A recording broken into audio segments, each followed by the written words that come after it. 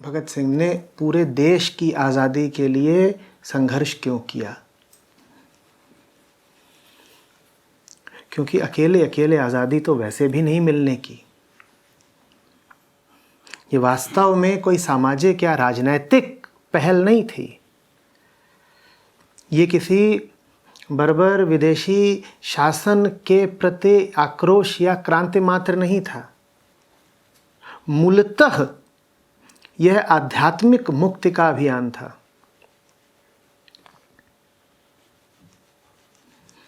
एक ऐसी मुक्ति जिसमें तुम कहते हो मेरे शरीर की बहुत कीमत नहीं, 22-23 साल का हूँ, फांसी चढ़ जाऊं क्या फ़र्क पड़ता है, शरीर के साथ मेरा तादाद में वैसे भी नहीं है। मैंने तो अब पहचान बना ली है बहुत बड़ी सत्ता के साथ।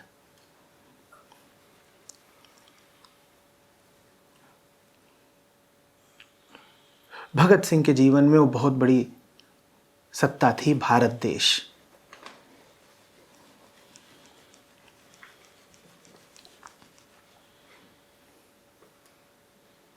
समझ में आ रही है बात?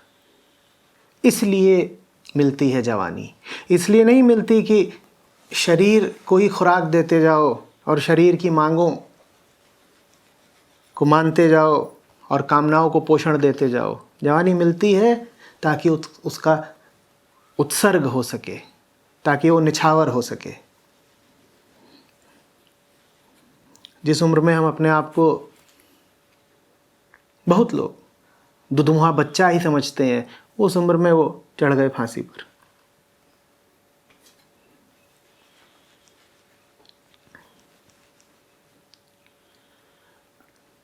और ये कोई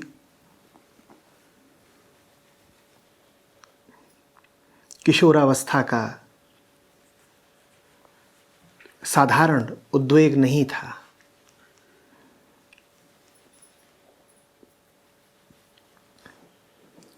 भगत सिंह का ज्ञान गहरा था। दुनिया भर के तमाम साहित्य का अध्ययन किया था उन्होंने, खास तौर पर समकालीन क्रांतिकारी साहित्य का।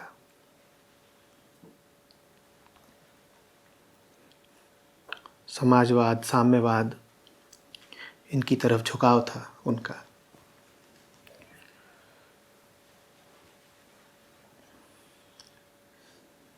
खूब जानते थे, समझते थे।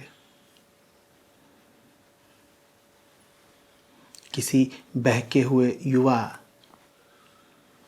की नारेबाजी नहीं थी भगत सिंह की क्रांति में, गहरा बोध था। और वो बोध, मैं कह रहा हूं, मूलतः आध्यात्मिक ही था।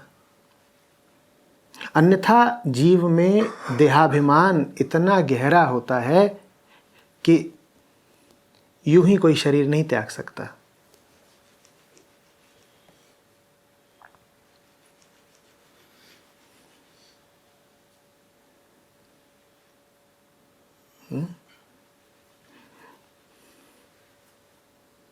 जब कोई आम युवा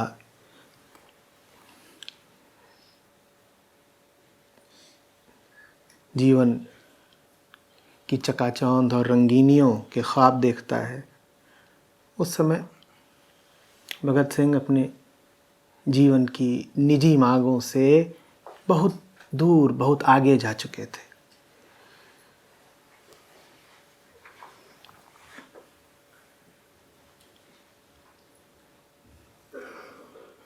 तेईस साल, 25 साल, 27 साल का आम नौजवान देखता है कि किस तरीके से घर बसा लूं, कोई स्त्री मिल जाए। और भगत सिंह से कहते हैं, एक दफ़े उनकी माताजी ने विवाह का प्रसंग छेड़ा कि बेटा शादी? तो भगत सिंह बोले, हो चुकी,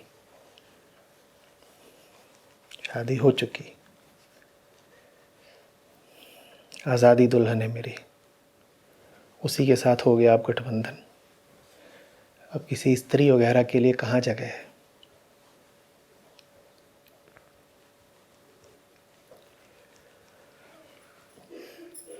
ये क्या है? ये आध्यात्मिक समर्पण है मुक्ति के प्रति, कि और कुछ मायने नहीं रखता।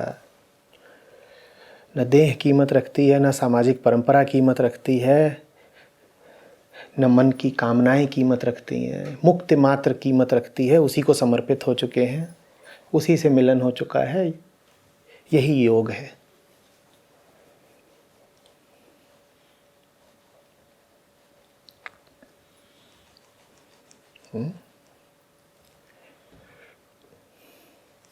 जवान हो तो जीने का एक ही तरीका है, किसी बहुत बहुत ऊंचे लक्ष्य को, उद्देश्य को, मिशन को समर्पित हो जाओ। नहीं तो जवानी माने फिर यही समस्याएं समस्याएं।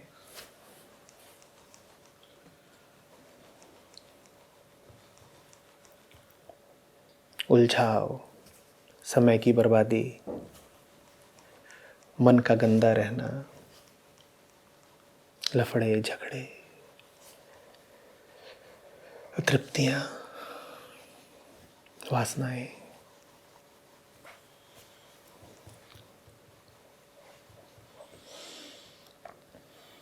और फिर निराशाएं।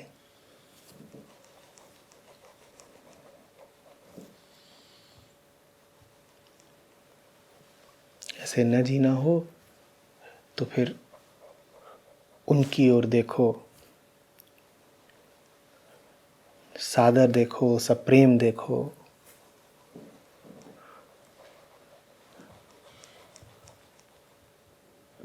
जिन्होंने अपने से आगे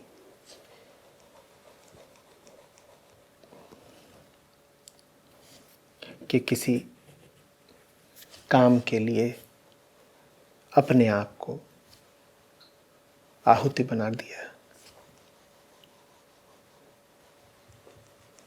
और तरीका कोई नहीं जीने का।